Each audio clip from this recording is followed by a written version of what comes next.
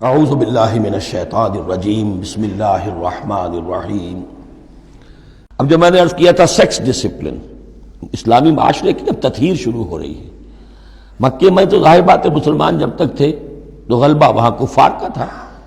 اب یہاں مدینے میں اللہ نے مسلمانوں کو وہ حیثیت دی ہے کہ اپنے معاملات کو سنوارنا شروع کریں، تو ایک ایک کر کے ان معاشرتی چیزوں کو اور ان سوشل پرابلمز کو ڈیل کیا جا رہا ہے۔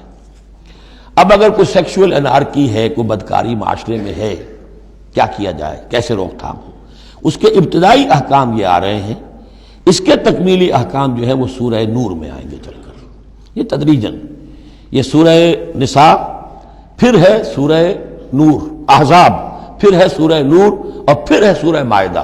اب اللہ تعالیٰ کی حکمت یہ ہوئی کہ سورہ نور اور سورہ احزاب کو کافی دور آگے رکھا ہے مصحف میں، اور یہاں پر سورہ نساء کے بعد سورہ مائدہ آ گئی ہے، ورنہ سورہ نساء، پھر سورہ احزاب، پھر سورہ نور، اور پھر سورہ مائدہ ہے، ترتیب یہ ہے۔ باقی اور بھی مدنی صورتیں درمیان میں ہیں، لیکن یہ چار بڑی بڑی صورتیں جو ہیں جن میں معاشرتی مسائل جو ہیں وہ تفصیل سے آئے ہیں، وہ ان کی ترتیب یہ ہے۔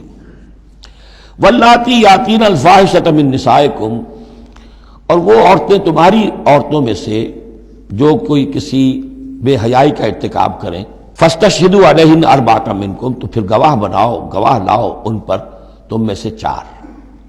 اگر وہ گواہی دیں، فإن شہدوا، اگر گواہی دیں کہ ہاں اس عورت نے بدکاری کی ہے، فامسکوہن فی البیوت، تو پھر ان عورتوں کو گھروں میں بند کر دو، حتی یتوفاہن الموت، یہاں تک کہ موت ان کو لے جائے، یتوفاہن الموت، موت ان کو لے جائے، موت ان کا قصہ پاک کرے، او یجعل اللہ لہن سبیلا، یا اللہ ان کے لیے کوئی اور راستہ نکال دے۔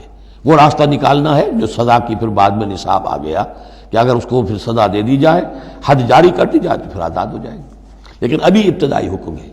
یہاں معلوم ہوتا ہے کہ یہ ایسی لڑکیوں کا یا عورتوں کا تذکرہ ہے کہ جو مسلمانوں میں سے تھیں، لیکن ان کا بدکاری کا معاملہ کسی یہودی سے ہو گیا ہو یا کسی ایسے شخص سے ہو گیا جو ابھی مسلمان نہیں ہے، تو یہ ان کا یک طرفہ کہ ہے وہ کوئی مسلمان لڑکی یا خاتون جس کا معاملہ ہے، لیکن دوسرا جو پہلو ہے، دوسرا جو اس عمل کا جو شریک ہے وہ غیر مسلم ہے۔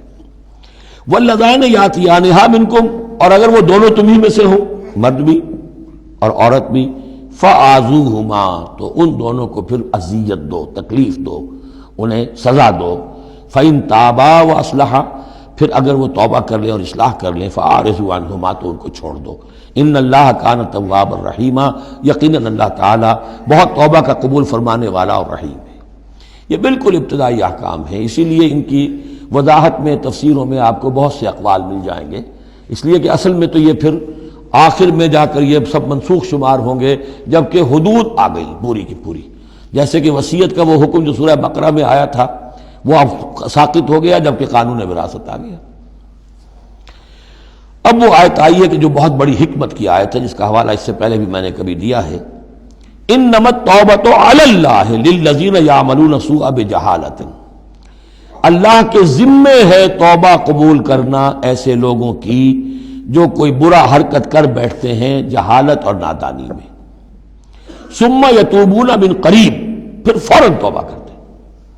یعنی اگر ایمان اندر ہے تو کسی وقت ایسا تو ہو گیا کہ کوئی خارجی اثرات اتنے پوٹنٹ ہو گئے، یا نفس کے اندر ہیجان ایسا ہو گیا کہ آدمی کنٹرول نہیں کر سکا، لیکن جیسے ہی اس کے بعد ہوش میں آئے گا اس پر شدید پچھتاوا، شدید ندامت طاری ہو جائے گی، تو اس کے لیے یہ کہ وہ توبہ کرے تو اللہ تعالیٰ اس کی توبہ قبول فرمائے گا۔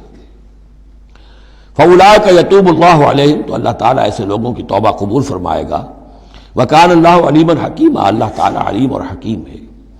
وَلَيْسَتِ التَّوْبَةُ لِلَّذِينَ يَعْمَلُونَ السَّيِّئَاتِ، ایسے لوگوں کا کوئی حق نہیں ہے توبہ کا کہ جو اپنی برائی حرکتیں کرتے رہیں، حرام خوریاں کرتے رہیں، زندگی بھر عیش لوٹاتے رہیں۔ حَتَّىٰ إِذَا حَضَرَ أَحَدَهُمُ الْمَوْتُ قَالَ إِنِّي تُبْتُ الْآنَ، یہاں تک کہ جب موت کا وقت آ جائے تو کہیں کہ اب میں توبہ کرتا ہوں، یہ توبہ نہیں ہے۔ وَلَلَّذِينَ يَمُوتُونَ وَهُمْ كُفَّارٌ، اسی پر قیاس کر لیجئے جو مر بھی گئے کفر کی حالت میں، ان کی توبہ کا کوئی سوال ہی نہیں۔ اولئک اعتدنا لهم عذابا الیما، ایسے لوگوں کے لیے تو ہم نے دردناک عذاب تیار کر رکھا ہے۔ صدق اللہ العظیم۔